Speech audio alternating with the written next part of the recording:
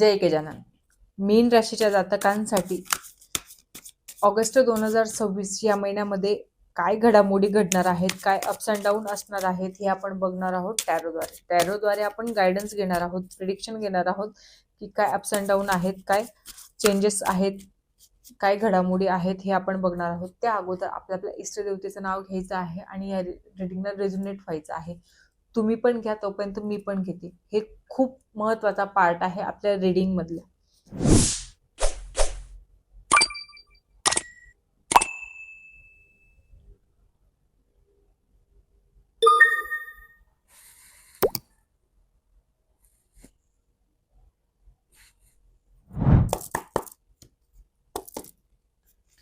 चला तर आता आपण सुरुवात करूया.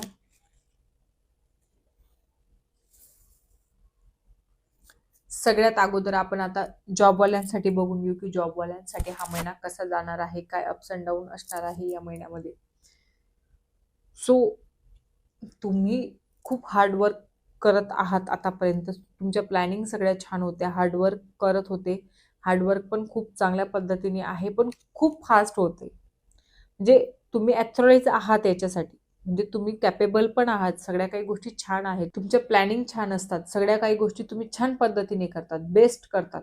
फक्त प्रॉब्लेम काय आहे की तुम्ही थोडं फास्ट जात आहेत.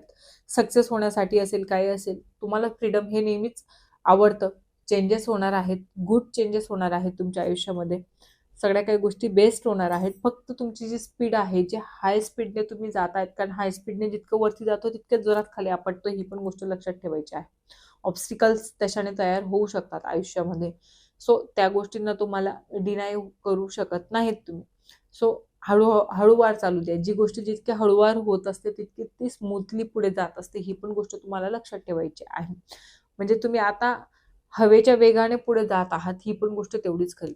सो तुम्हाला थोडं थांबायचंय. पॉझिटिव्ह आहे, सगळ्या काही गोष्टी पॉझिटिव्ह आहेत, निगेटिव्ह असं मी म्हणतच नाहीये, छान आहेत.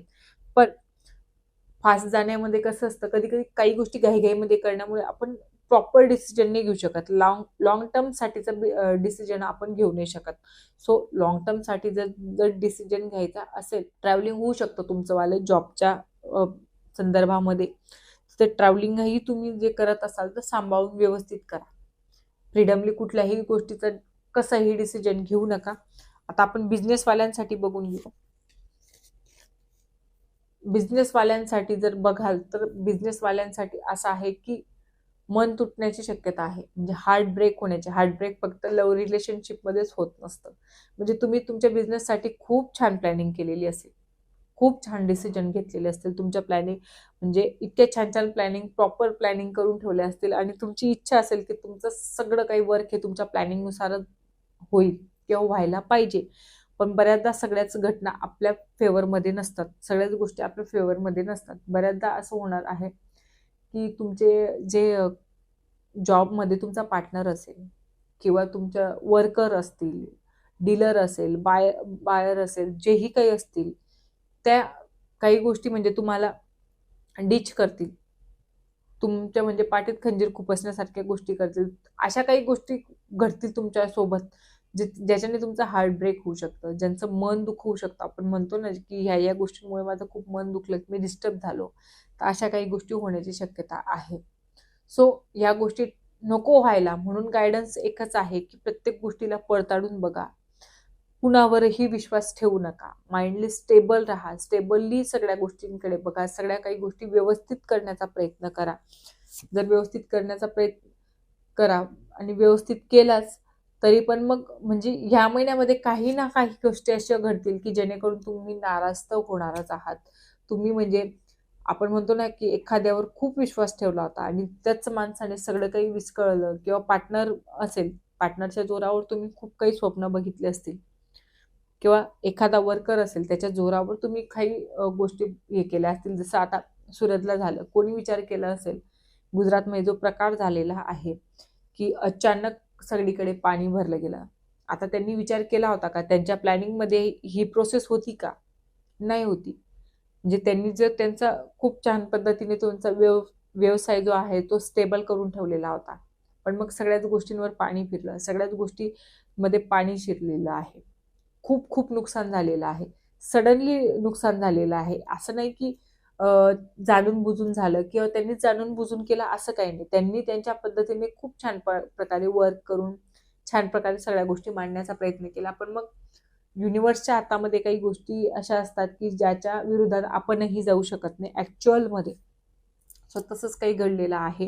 आता आपण परिवाराच्या बाबतीमध्ये जर विचार करायचा म्हटला तर परिवाराच्या बाबतीमध्ये जे आहे ते थोडं ट्रॅव्हलिंग होण्याची शक्यता आहे. म्हणजे पेनफुल ट्रान्सफॉर्मेशन होण्याची शक्यता आहे. हेल्थसाठी असेल, म्हणजे असं नाही की तुम्ही आनंदामध्ये ट्रान्सफर होत असाल, आनंदामध्ये कुठे राहायला जाणं असेल किंवा जे गाव चेंज करायचं असेल, घर चेंज करायचं असेल, आनंदात नाहीये. मजबुरीमध्ये तुम्हाला ही गोष्ट करावी लागते. मजबुरीमध्ये या गोष्टी तुम्हाला सोडाव्या लागतात. मजबुरीमध्ये ह्या गोष्टी कराव्या लागतात. पण हा खूप छोटा काळ आहे. हा वेळ जाऊ द्या.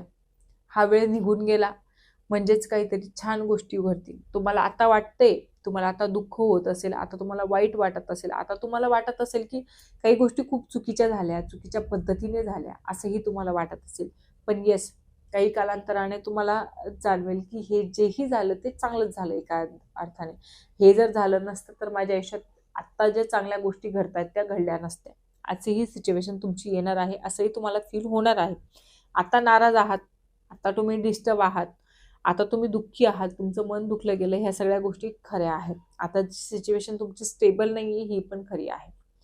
पण जे हे ट्रान्सफॉर्मेशन येतं, हे ट्रान्सफॉर्मेशन, हे चेंजेस, ही तब्दिली, हे जे म्हणजे तुमचं एकाकडून दुसरीकडे स्थलांतर होणं, ह्या ज्या काही गोष्टी होत आहेत ह्या चांगल्यासाठीच होत आहेत. म्हणजे फ्युचरमध्ये चांगल्यासाठी होतात. आतासाठी त्या निगेटिव्हच आहेत.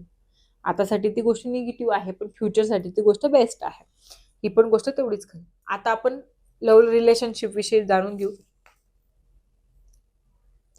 स्टेबल असणार आहे. इमोशनल तुम्ही एकमेकांसोबत खूप चांगल्या प्रकारे अटॅच आहात. अटॅचमेंट तुमची खूप चांगल्या प्रकारे आहे एकमेकांसोबत. खूप चांगली आहे. आतापर्यंत तुम्ही एकमेकांच्या रिलेशनशिपसाठी जेवढे एफर्ट्स लावलेले होते, जेवढी मेहनत घेतलेली होती त्याला यश मिळणार आहे. सक्सेस मिळणार आहे. सगळ्या काही गोष्टी तुम्ही तुमच्या प्लॅनिंग्स खूप छान होत्या. तुमच्या प्लॅनिंग्सने ज्या काही गोष्टी तुम्ही केलेल्या आहेत, विचारपूर्वक ज्या काही गोष्टी तुम्ही केलेल्या होत्या तुमच्या पार्टनरसाठी किंवा तुमच्या पार्टनरशिपसाठी, तर ते सक्सेस होण्याची वेळ ही आलेली आहे. सक्सेस होईलच, सक्सेस मिळेलच एवढी छान अथॉरिटी तुम्हाला या महिन्यामध्ये युनिव्हर्सने दिलेली आहे की तुम्ही जे तुम्हाला पाहिजे होतं ते तुम्हाला मिळणार आहे असं. सो आता आपण हेल्थ विषयी जाणून घेऊ की हेल्थमध्ये हा महिना कसा असणार आहे. हेल्थमध्ये स्टेबिलिटी आहे, पण हेल्थमध्ये असंच आहे की तुमच्या रागामुळे जे प्रत्येक छोट्या मोठ्या गोष्टींवर तुम्हाला राग करण्याची आवड आहे, आवडच म्हणता येईल. जे आवड आहे त्याच्यामुळे तुम्ही रेस्टलेस होतात, डिस्टर्ब होतात, नाराज होतात. मग त्याच्याने झोप व्यवस्थित येत नाही, स्ट्रेस लेवल जास्त वाढतो. ह्या काही गोष्टी तुमच्या घडणार आहेत. म्हणजे तुमच्याकडे इन्फॉर्मेशन खूप आहे प्रत्येक गोष्टीची, पण मग कधी कधी असं असतं ना, खूप माहिती असणं पण चुकीचं असतं. कारण आपण समोरच्याचं ऐकून घ्यायला तयार नसतो. आपण स्वतःलाच असं समजायला लागतो की माझ्याकडे माझ्या सगळ्या गोष्टींचे पॅटर्न राईट आहेत. मला सगळ्याच गोष्टी माहिती आहेत. मी जे ठरवलंय माझ्या माइंडमध्ये जे आहे, मी जे करतो ते छानच असतं असं तुम्हाला वाटतं. पण तसं नाहीये. समोरच्याकडेही तुमच्यापेक्षा खूप काही नॉलेज असेल, खूप काही गोष्टी असतील, ह्या पण बघाव्या लागतील. इगोला ओव्हरकम करा. बाकी तुमची जी अवस्था आहे आताची ती सगळीच काही छान होणार आहे. ओव्हरऑल महिना बघायचा म्हटला तर ओव्हरऑल महिना आपण सेम ॲथोराईज आहात तुम्ही, सक्सेसफुल आहात, ॲथोराईज आहात. पण मग इगो प्रॉब्लेममुळे सगळं विस्कळतंय. डॉमिनेटिंग कॅरेक्टर तुमचं होऊन गेलेलं आहे. डॉमिनेट करतात तुम्ही समोरच्या व्यक्तीला तुमच्या विचारांनी, तुमच्या शब्दांनी, तुमच्या बोलण्याने. तुमचं असं आहे की मी सांगेल ती पूर्व दिशा समोरच्याने ऐकलं पाहिजे असं तुम्हाला वाटतं. पण मग त्याच्यामुळे काय होतं की निराशा येते. कारण आपण सांगू तसंच सगळं काही होणार नाही, आपली इच्छा असेल तसंच सगळं काही होणार नाही. पण मग अशामुळे निराशा पण तेवढीच येते, प्रॉब्लेम्सही तेवढेच क्रिएट होतात. ही पण गोष्ट लक्षात ठेवायची आहे. असं काही व्हायला नको म्हणून काही गोष्टी समजून घ्या. आपल्याला समोरच्याच्या जागी ठेवून बघायचं असतं, विचार करायचा असतो. सो जर रीडिंग आवडली असेल, गायडन्स आवडलं असेल तर आपल्या चॅनलला लाईक, शेअर, सबस्क्राईब करायला विसरू नका आणि कमेंटमध्ये जय गजानन लिहायला विसरू नका. जय गजानन.